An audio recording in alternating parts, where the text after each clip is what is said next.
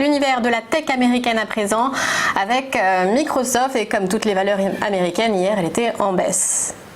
Exactement, donc en fait Microsoft, il faut savoir, ce n'est plus le Microsoft que on a connu au début des années 2000, donc Microsoft qui reposait sur Word, sur Excel avec des ventes, puisque depuis une grosse dizaine d'années, c'est une entreprise qui a énormément fait évoluer son business modèle sur le cloud notamment, et surtout en faisant le pari des abonnements pour tous ces logiciels bureautiques, pour le cloud comme je vous disais, et aussi pour le jeu vidéo.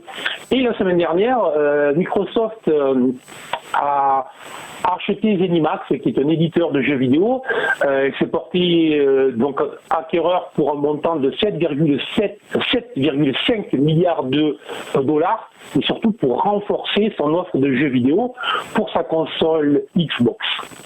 Bon, ce que l'on constate sur le plan graphique, c'est que depuis en fait le mois de mars, la valeur avait rebondi avec toutes les valeurs tech, bien évidemment, de 76%. Donc 76% en 5 mois, c'est quand même évidemment assez phénoménal. Mais depuis le mois d'août, elle s'inscrit très clairement dans une phase corrective, et on le voit très bien à l'écran, une phase corrective qui serait susceptible de se dégrader. Alors tout simplement, on va surveiller une zone support. Cette zone support est située légèrement sous les 200 $ à 196 $ exactement.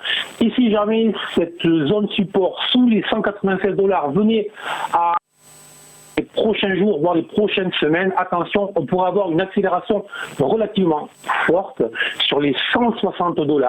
Alors cela semble beaucoup, mais en fait, relativisons, ça ne serait que retrouver le cours que Microsoft avait en janvier 2020.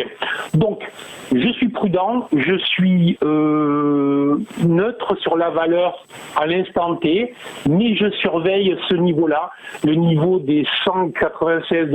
Si jamais il venait à céder, il faudra rester à l'écart et à ce moment-là chercher des achats plutôt sur les 160 $, mais ça c'est une autre histoire et nous y reviendrons beaucoup plus tard.